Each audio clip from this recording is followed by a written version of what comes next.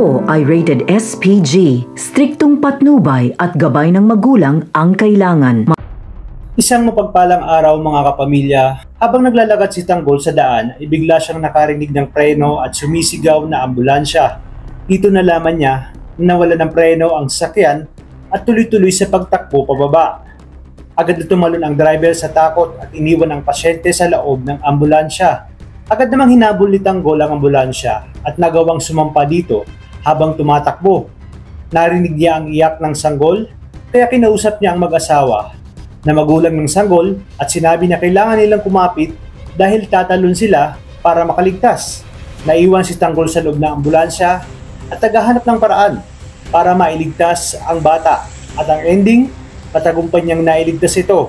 Ngunit nang dumugin siya ng maraming tao at may mga media ay mas pinili na lamang niya na umiwas at agad na umalis sa lugar dahil nga wanted pa sila.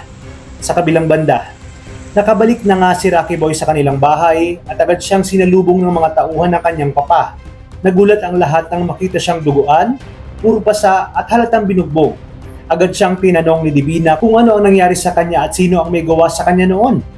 Galit na galit si Rocky Boy habang sinasabi ang pagkikita nila ni Miguelito na nauwi sa pambububog sa kanya. Ayon sa kanya, siya ay labis na pinahirapan at halos hindi makalaban. Saka itinapon na parang basura na lang sa isang basurahan sa Quiapo. At ang malaman ito ng kanyang papa ay lalong nag-init ang ulo ni Brandon. Para sa kanya hindi sapat ang ganti lamang sa mga gerero. Hindi pa daw sapat ang kamatayan ng mga ito. Dapat daw ay ibaon na sa lupa ng buhay ang mga gerero para maranasan nila ang kabayaran ng lahat ng kasamaan na ginawa nila sa kanyang anak. Habang sa City Hall naman, ay galit na galit ang mga tao habang nagsisigawan at nagmamartsa papuntang munisipyo dahil marami ang nagrereklamo matapos mamatay ang 4 na katao sa evacuation center. Mabilis itong kumalat sa social media at naibalita ng media at lumalabas na food poisoning ang dahilan. At ang pagkain mula mismo sa mga ipinamahagi ni Miguelito ang sanhi nito. Dahil dito ay mas lalong sumiklab sa galit itong si Miguelito. Sa kabilang banda, biglang nakipagkita ang abogado ng mga gerero kay Vice Mayor. Kinanong ni Roberto kung ano ang problema.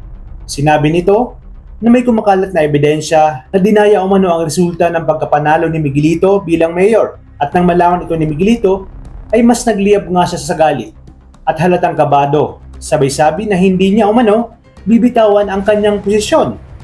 Takot na takot naman si Jackie at ayaw niyang makulong at tuloy masira ang kanilang buhay. Dito na nga kaya magsisimula ang pagbagsak ng mga gerero at mapapatunayan na si Tanggol talaga ang nanalong mayor